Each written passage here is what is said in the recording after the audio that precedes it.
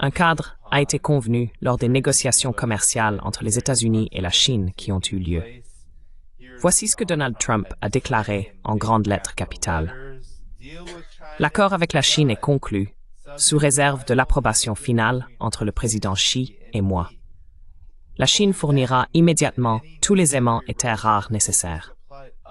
Nous fournirons également ce qui a été convenu, y compris l'accès des étudiants chinois à nos collèges et universités, ce qui m'a toujours convenu. Nous obtenons un total de 55% de droits de douane. La Chine en obtient 10%. La relation est excellente. Parlons de ce qui se passe réellement ici. Comment cette croissance économique entre les États-Unis et la Chine, mais aussi ce conflit global, ont-ils évolué?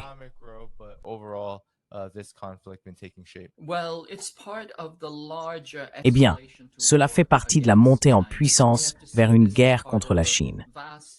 Il faut voir cela comme un ensemble vaste de tactiques de guerre hybrides. Il s'agit là de la dimension économique, commerciale et technologique de cette guerre. Et bien sûr, Trump essayait d'utiliser ses droits de douane à la fois comme un moyen de forcer et d'intimider la Chine, mais aussi comme un moyen de faire pression sur d'autres pays sous la menace de sanctions punitives pour qu'ils s'allient avec les États-Unis contre la Chine. C'est cela, la vision d'ensemble, et il faut vraiment y voir une continuation du partenariat transpacifique, qui était un plan similaire lancé par l'administration Obama.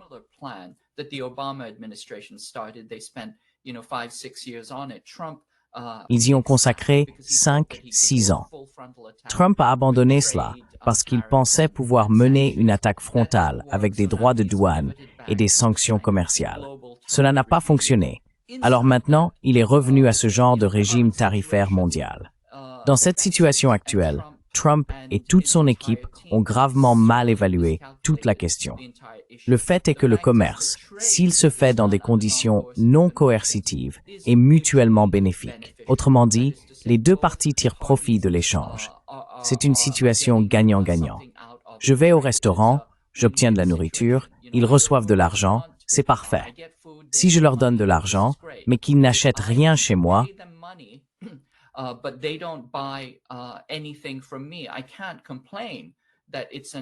ne peux pas me plaindre que ce soit une relation inégale, car ils ont reçu de l'argent et j'ai reçu de la nourriture. J'ai été nourri. S'ils ont accumulé une ardoise pour moi, c'est encore plus à mon avantage. J'ai obtenu ma nourriture essentiellement gratuitement, à crédit, ce que les États-Unis ont fait. Ils ont imprimé de l'argent et l'ont donné à la Chine, leur vendant des bons du trésor. Et la Chine a dû fournir du travail et de la production pour acquérir des dollars américains. Tout cela pour dire que les États-Unis ont tiré un énorme profit de cet accord commercial avec la Chine. Enfin, la classe dirigeante américaine en a tiré profit, alors que la grande majorité des travailleurs n'en ont pas bénéficié.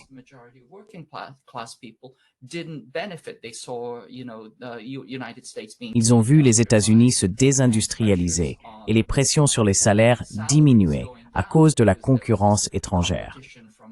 En revanche, en Chine, tout le monde en a profité. Les Chinois ont utilisé ce commerce pour construire la richesse publique, tandis que les États-Unis l'ont utilisé pour construire la richesse privée. Maintenant, nous savons tous que c'est le contexte général. Mais dans le cadre de cet accord, souvenez-vous que Trump a imposé des droits de douane de 45%. Puis il s'est rendu compte que tout ce qui venait de Chine, s'il le taxait, il s'embargoait lui-même. Et les États-Unis ne peuvent pas fonctionner sans les produits chinois, les biens manufacturés chinois. La Chine est l'atelier de fabrication du monde, et certainement pour les États-Unis, y compris pour l'armée américaine.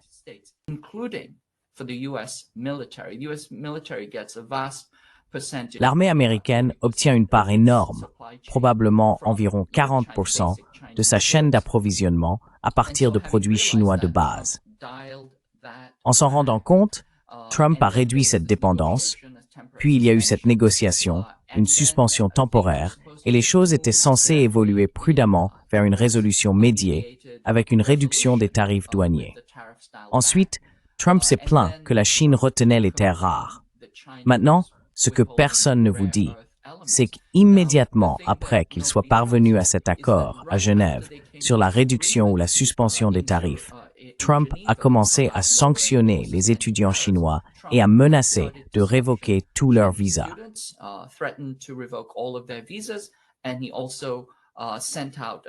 Il a également émis une directive visant à interdire les puces chinoises dans le monde entier. Autrement dit, les puces Huawei, fabriquées localement par une entreprise chinoise, il a envoyé une directive stipulant que toute entreprise ou tout pays utilisant les puces ASIC de Huawei serait sanctionné. C'est donc une forme d'extraterritorialité tout à fait extraordinaire. Ainsi, une série de mesures très agressives, cette sorte de comportement à la Jekyll et Hyde de la part des États-Unis, a poussé la Chine à se montrer extrêmement méfiante à l'égard de ce processus de négociation. À cause de cela, il y a eu un bref échange entre le président Xi et le président Trump.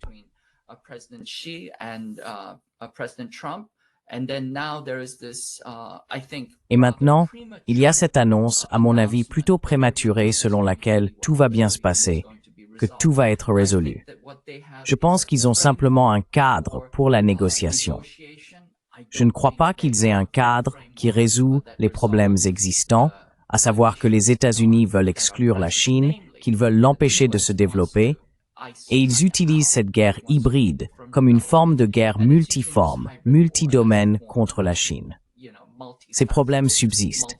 Donc, tout ce qui se passe en surface, méfiez-vous-en et méfiez-vous du processus Jekyll et Hyde, de cette stratégie du bon et du mauvais flic que les États-Unis appliquent toujours à leurs concurrents et ennemis.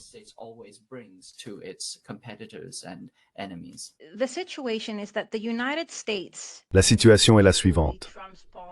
Les États-Unis, et en particulier les politiques de Trump, ce qui n'est pas souvent discuté, pratiquent actuellement une forme de manipulation du marché. Et cela ouvre effectivement la voie aux objectifs qu'ils ont vis-à-vis de la Chine. Mais il est important d'évaluer le type de manipulation du marché dont il est question.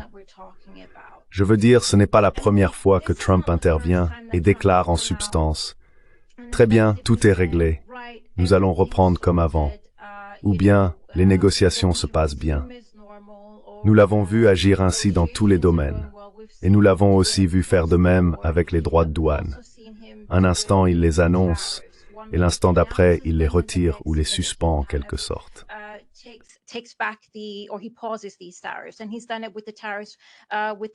Et il l'a fait avec les tarifs douaniers imposés à 90 pays à travers le monde qu'il a également ciblés, ainsi qu'évidemment avec la Chine. Le but de cette démarche est de créer une sorte de peur des crashs boursiers possibles, ou des crashs réels sur les marchés boursiers et obligataires. L'objectif global derrière cela n'est pas seulement de permettre aux grandes entreprises et à ses amis milliardaires de monopoliser le marché en éliminant essentiellement les petites et moyennes entreprises, mais en plus, il cible aussi le Sud global. Parce qu'à partir du moment où l'on envisage des tarifs douaniers à un tel niveau, notamment pas seulement envers la Chine, mais aussi envers le reste du monde,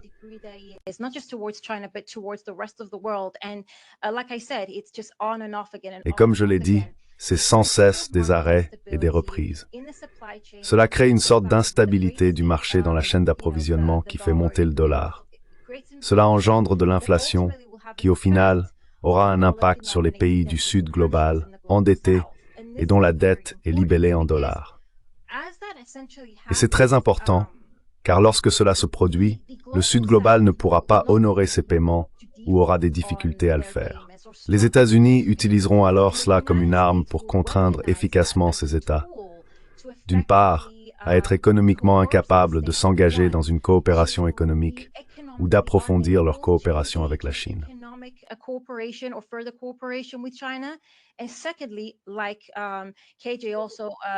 Et deuxièmement, comme KJ l'a également mentionné, il va créer des conditions permettant de faire du chantage aux pays pour qu'ils réduisent leur coopération avec la Chine.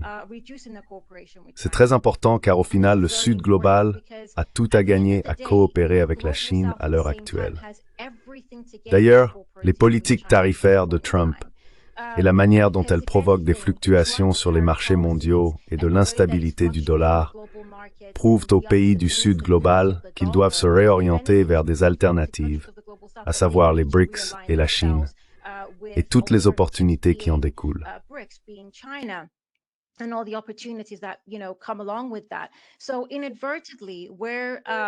Ainsi, sans le vouloir, alors que nous voyons Trump agir comme s'il essayait de préserver le dollar en tant que monnaie mondiale, en réalité, ce qu'il fait pousse les pays du Sud global à chercher des alternatives, tout en utilisant les droits de douane, en s'appuyant sur ces droits de douane, comme un moyen de les asphyxier économiquement, afin de les dissuader d'agir ainsi. Mais c'est une contradiction, et cela aura l'effet inverse. Et c'est quelque chose qui me semble important du jour de toujours garder à l'esprit Missouri concernant ces droits de douane.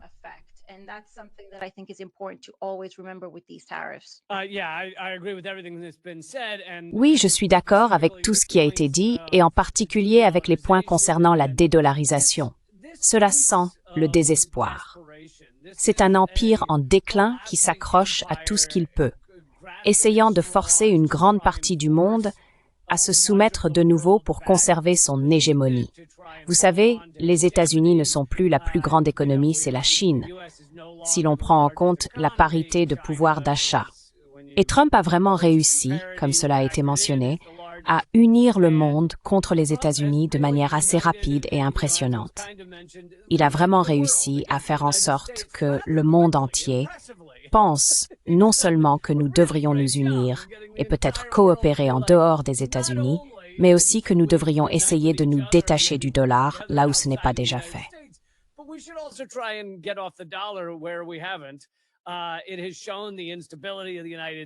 Cela a montré l'instabilité des États-Unis, la machine de guerre sanguinaire des États-Unis, et bien plus encore.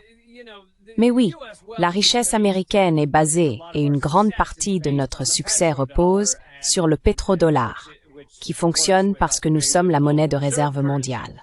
Ces deux choses sont en train de disparaître.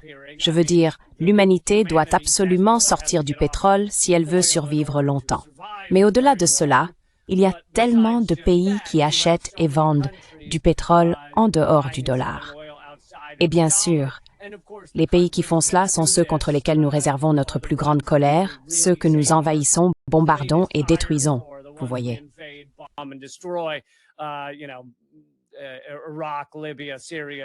Irak, Libye, Syrie, etc., Venezuela, ceux qui possèdent beaucoup de pétrole et qui le vendent ou essaient de le vendre en dehors du dollar, sont ceux que les États-Unis détestent le plus. Et oui, cela n'a été qu'un pur acte de désespoir, et il semble que cela se soit largement retourné contre eux, voire presque totalement. Quel que soit l'accord finalement conclu avec la Chine, il ne ressemblera en rien à ce que Trump avait annoncé au départ. Et il est revenu sur beaucoup de ses tarifs douaniers.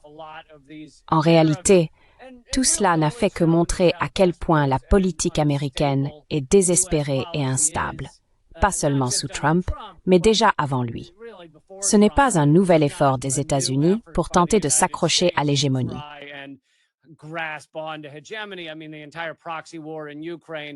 Je veux dire, toute la guerre par procuration en Ukraine reposait aussi sur cette idée, essayer de séparer la Russie du reste du monde, y compris de la Chine. Mais cela a eu l'effet inverse. Cela a poussé la Russie dans les bras de la Chine et maintenant leur partenariat est plus fort que jamais. L'explosion du gazoduc Nord Stream est également liée à cela. Si l'Europe collaborait vraiment étroitement avec la Russie et bénéficiait d'un pétrole vraiment bon marché, tout à coup, ce ne serait pas bon pour les États-Unis ni pour le pétrodollar. Alors on commet simplement l'un des plus grands actes de sabotage industriel jamais vus, ou de terrorisme industriel. Donc oui, je ne pense pas qu'il soit très facile de voir cela comme une victoire pour les États-Unis.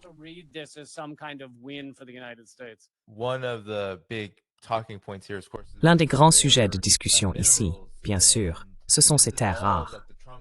C'est tout ce dont l'équipe Trump et les médias occidentaux traditionnels parlent. Dans de nombreux rapports, ce qu'ils affirment, Axios et d'autres le disent aussi, c'est que la raison pour laquelle ces discussions ont lieu maintenant, c'est parce que les États-Unis et la Chine ont chacun un moyen de pression sur l'autre. En gros, ils concèdent et cèdent tous deux à leurs propres intérêts et besoins en ce moment. Que pensez-vous de ce type de cadrage, ou qu'en dites-vous?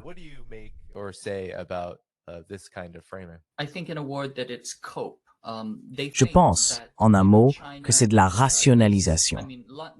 Ils pensent que, vous savez, la Chine est, enfin, Lutnick et d'autres, ont dit que la Chine est désavantagée parce qu'elle a besoin de nous comme clients et que nous n'avons pas besoin d'elle.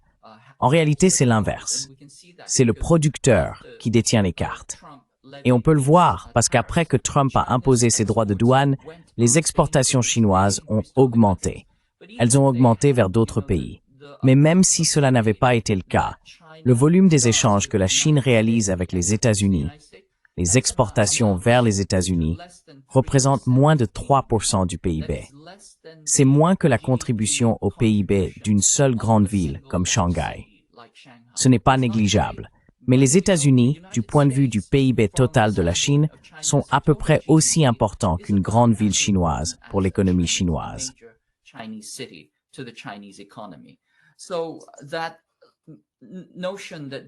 Donc, l'idée selon laquelle il s'agirait d'une situation mutuellement imbriquée et désavantageuse me semble vraiment déformer la réalité. En réalité, comme Lee l'a dit, c'est les États-Unis qui sont dans une impasse. Les États-Unis sont en position de faiblesse. Sinon, ils ne seraient pas venus à la table des négociations. Ils auraient simplement tenu bon et tenté de faire tomber la Chine. Il s'agit en fait d'une continuation de la guerre commerciale lancée par Trump lors de sa première administration. Cela s'est déroulé en 2 phases. Je peux expliquer cela plus en détail. Cette idée que les terres rares, les 17 éléments du groupe des lanthanides dans le tableau périodique, plus 4 autres éléments, sont essentiels à la fabrication, essentiels à la production industrielle, essentiels à la production de haute technologie, mais également cruciaux pour de américaine.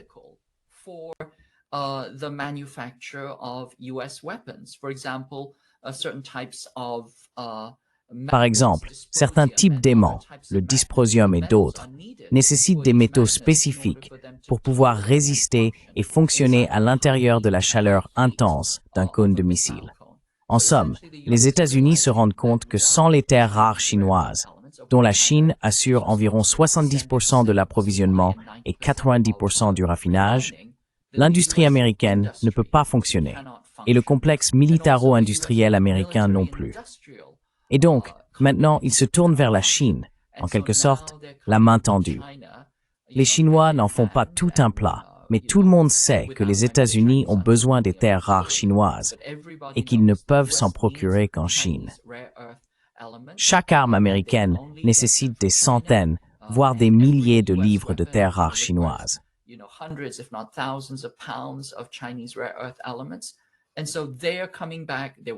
Et donc, ils reviennent. Ils étaient contrariés à ce sujet. Maintenant, il semble qu'un accord ait été trouvé, mais nous verrons bien. Encore une fois, je pense qu'à ce stade, il est trop tôt pour se prononcer. Je trouve que les affirmations sont plutôt hyperboliques. Essentiellement, ce qu'ils ont fait, c'est s'entendre sur un cadre pour mettre en œuvre un consensus. En d'autres termes, c'est une énigme enveloppée dans un mystère. Beaucoup de jeux de mots. Le ministère chinois des Affaires étrangères, je viens de vérifier leur site web, n'a pas réagi. Ils ont dit, vous savez, nous n'avons aucun commentaire. Donc je pense que nous sommes loin d'une résolution sur ce point. Et je pense qu'en fin de compte, et je l'espère, les États-Unis réaliseront que, premièrement, le commerce est une bonne chose et que c'est une très très mauvaise idée de faire la guerre à la Chine, car cela reviendrait à couper leur propre chaîne d'approvisionnement.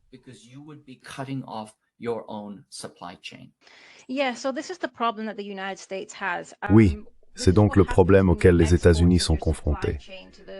Voilà ce qui arrive quand on a externalisé sa chaîne d'approvisionnement vers d'autres pays à travers le monde, essentiellement parce qu'on a financiarisé sa propre économie.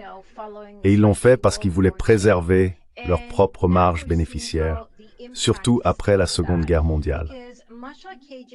Et maintenant, nous en voyons les conséquences, car, comme KG l'a justement expliqué ici, une grande partie des ressources dont ils ont besoin pour maintenir leurs propres industries provient de la grande majorité des pays du Sud global, et surtout de la Chine. y compris le fait qu'un bon pourcentage des exportations réelles que la Chine envoie aux États-Unis provient de filiales appartenant à des entreprises américaines.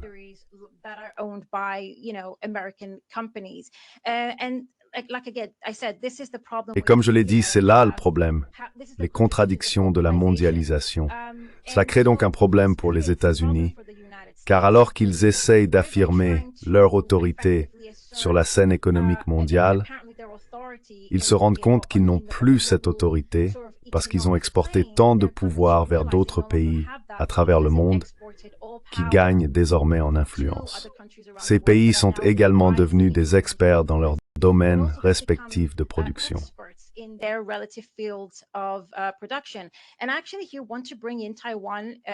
je veux en fait inclure Taïwan dans cette discussion, car dans le même ordre d'idées, Trump a effectivement menacé Taïwan en déclarant qu'il allait imposer des droits de douane, ou il l'a menacé par le passé, avec des droits de douane de 100% sur Taïwan et leur industrie des semi-conducteurs.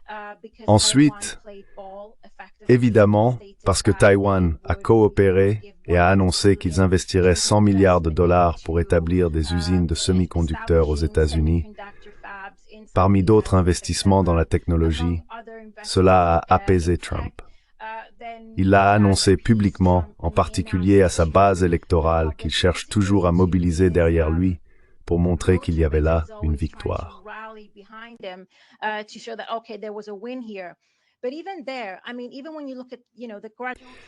Mais même là, je veux dire, même lorsque l'on observe la transition progressive des États-Unis au cours des 20 ou 30 dernières années, même au sein de l'industrie des semi-conducteurs, ils produisaient environ 40% dans les années 1990. Ce chiffre est tombé à environ, je crois, 12 ou 13%. Et puis, on a Taïwan qui produit 65% des semi-conducteurs, et la Chine qui arrive à 16% et vise à produire jusqu'à 70% des semi-conducteurs d'ici 2030 ou 2035.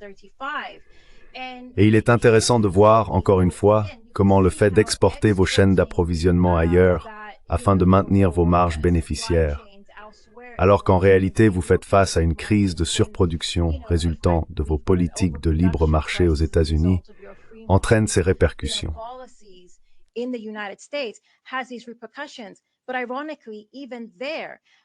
Mais ironiquement, même là, plus il pousse Taïwan à commencer à investir aux États-Unis, prétendument pour rapatrier les industries, ce qui ne fonctionnera pas réellement, ce qu'il fait en réalité, c'est donner un avantage à la Chine. Même dans ce cas, cela finira par se retourner contre les États-Unis, car cela va rendre la production de semi-conducteurs pour Taïwan, qui bénéficie actuellement d'un avantage économique, plus coûteuse et plus compliquée à l'avenir. Finalement, cela signifiera que la Chine, qui progresse rapidement vers le statut de poids lourd des semi-conducteurs, c'est l'objectif, va à nouveau bénéficier d'un avantage commercial.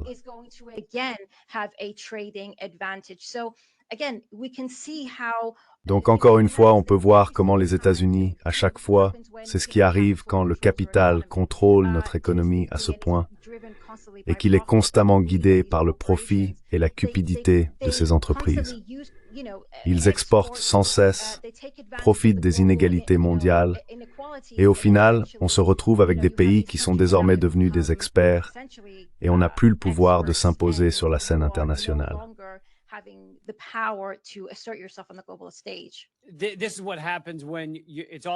Voilà ce qui se passe quand tout tourne autour du profit.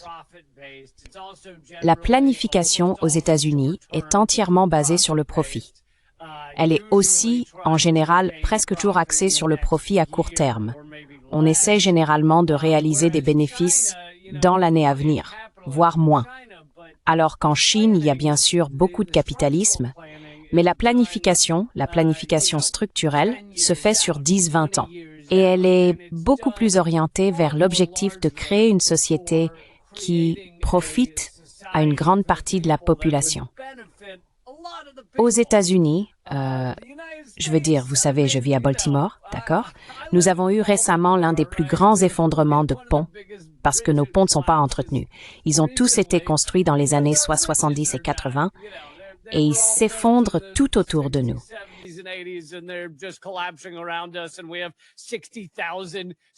Et nous avons 60 000 ponts structurellement défaillants à travers les États-Unis, et il semble qu'il n'y ait pratiquement aucun effort pour y remédier.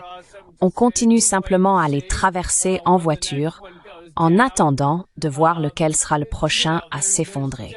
Vous savez, il n'y a toujours pas de train à grande vitesse aux États-Unis. Les infrastructures s'effondrent. C'est vraiment le cas. Et il n'y a presque aucun effort pour changer cela. On n'arrive même pas à trouver... Enfin, quel a été le dernier grand projet d'infrastructure aux États-Unis qui n'était pas simplement une entreprise construisant quelque chose de grand? Bien sûr, il y a, vous savez, d'immenses pyramides construites à Las Vegas pour un casino. Mais je parle d'un véritable projet d'infrastructure. Le dernier qui me vient à l'esprit, c'est le Big Dig à Boston, qui, vous savez, date d'il y a 20 ans ou plus. Et Slurps a aussi 20 ans à construire, d'ailleurs. Et il a fallu 20 ans pour le construire. Oui, ça a pris une éternité. Mais ce n'est tout simplement pas quelque chose que les États-Unis font. Rien n'est fait pour le peuple. Aucune planification à long terme. Cela n'existe tout simplement pas. Tout est exclusivement axé sur le profit des personnes les plus puissantes et les plus riches du monde. C'est ainsi que notre système est conçu.